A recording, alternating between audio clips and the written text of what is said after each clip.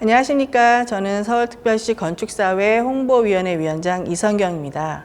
오늘은 서울특별시 건축기획과가 후원하는 서울시 건축문화 활성화 공모사업의 일환으로 서울건축문화제 연계 행사로 진행하고 있는 서울건축산책의 특별 강연을 시작하도록 하겠습니다. 오늘 강연을 해주실 분은요. 제5회 건축사와 함께하는 우리 동네 좋은 집 찾기에서 대상을 수상하시고 올해도 동상을 수상하신 조한중 건축사님이십니다. 조한중 건축사님 모시고 건축 이야기를 들어보도록 하겠습니다. 건축사님 앞으로 나오시죠.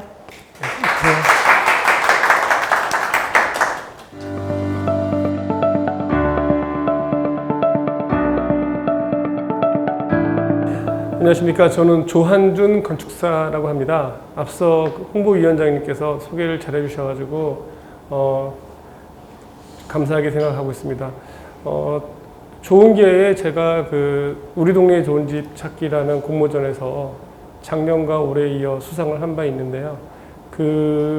이 행사에 초대를 받고 강연 준비를 어떻게 해야 될지 잠시 고민을 했습니다. 그래서 두 작품에 대해서 제가 설계를 진행했던 과정 잠깐 말씀을 드리고 평소에 제가 어떤 나름의 신념을 갖고 설계 업무를 수행하는지에 대한 이야기를 좀 드릴까 합니다.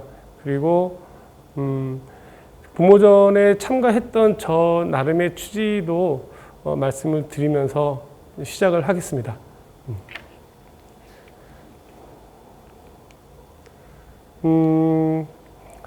올해 동상을 받은 작품인데요.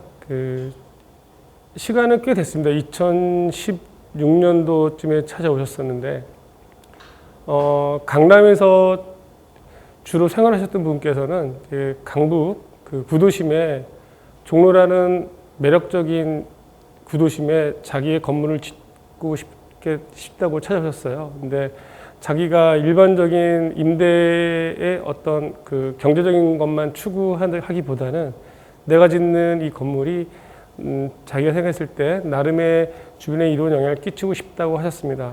그래서 어떤 내용인지 주로 대화를 하다 보니까 흔히 보이는 그런 임대 상가가 아니라 나름의 특색이 있고 자기만의 컨셉이 있고 스토리가 있는 그런 건물을 짓고 하셨습니다. 예.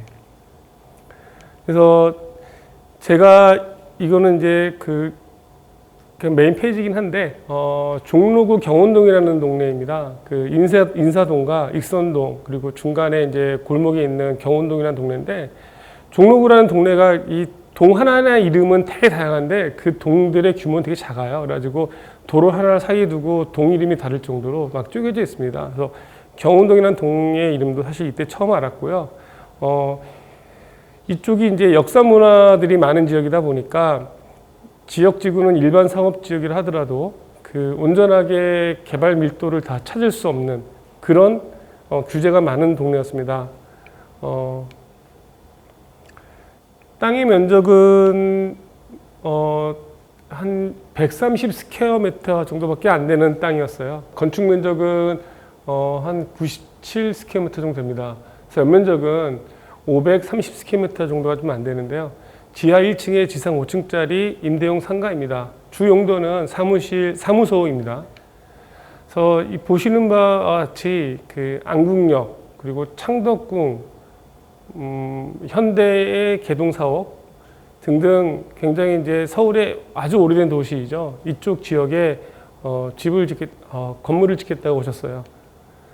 그래서 이 한옥이 오랜 기간 동안 아주 한옥을 개조해서 한정식으로 쓰던 낡은 한옥이었습니다.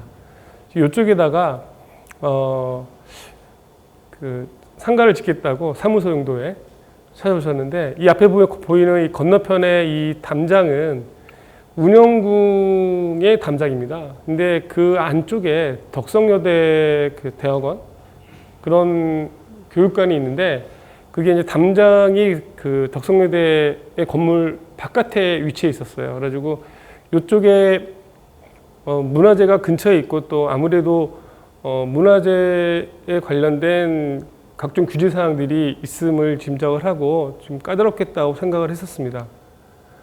지금 보시는 이 그림은 국가지정 문화재 주변의 현상 변경 허용 기준이라는 도표인데 이 색깔별로 1구역, 2구역, 3구역 이렇게 구역이 지정이 되어 있습니다. 그래서 구역별로 높이에 대한 기준이 강하게 있던 지역이었는데 저희는 여기 나와 있는 대로 한다면은 11m 정도밖에 올라가지 못하는 땅이었습니다.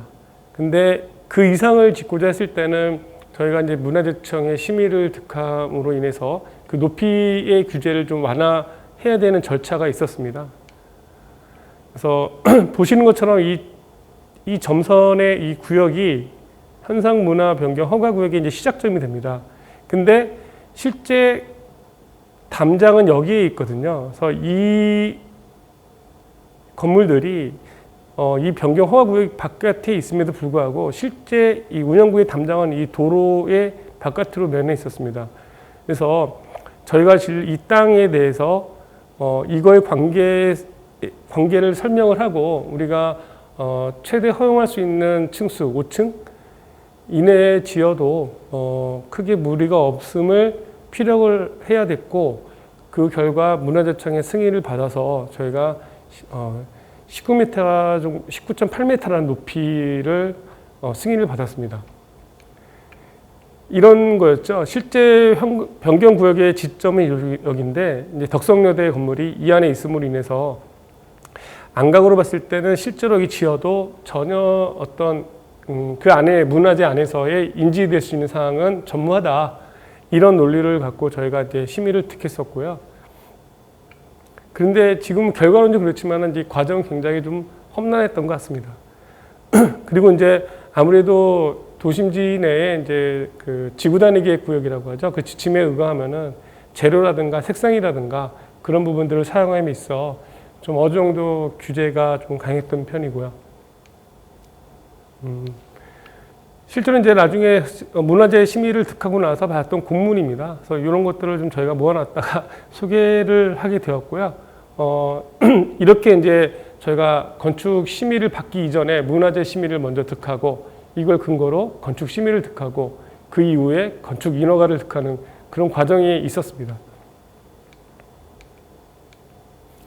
근데 저희가 이제 이걸 결국에는 철거를 해야 되는 건물이 겉으로 봤을 때는 좀 아깝더라고요. 그래가지고 이게 이제 건축주분이신데 이 안에 들어갔을 때 혹시 우리가 여기에 폐자재 중에 좀 활용할 수 있는 게 있는지 좀 안에 들어가서 구경을 했었고요. 나중에는 그 자재들을 쓸 수 있는 것들은 거의 없다고 생각이 됐었는데 결국은 우리가 사진이라도 촬영을 해서 기록으로 좀 남겨놓고자 했습니다. 그래서 이렇게 저희 직원과 같이 가가지고 예전에 이제 한정시로 사용되고 있는 이 기존의 건물의 어떤 흔적들을 좀 보존하고자 했고요. 실제로 이제 이런 사진들을 잘 남겨가지고 이 상가 건물의 공용시설, 공용공간에다가 좀 작게라도 그 액자라든가 이런 흔적들을 좀 전시하면 어떨까 이런 생각을 했었습니다. 네네네. 근데 지어야 될 건물의 구옥이 오래됐기도 했지만은 그 인근에 있는 주변의 구옥들도 굉장히 오래된 건물이었습니다. 근데 이제 허물고 아무래도 지하를 공사를 해야 되기 때문에 땅을 파다 보면은 주변 건물에 영향이 미칠 거를 우려해서 주변에 낡은 한옥들에 대한 어떤 사전평가, 사전조사도 시행을 했습니다. 그래서 지금 보시는 사진들은 균열이나 기존에 나와 있던 어떤 그 미세한 틈들을 게이지로 측정을 해서 사전 보고서를 수행하는 과정을 보시는 사진입니다.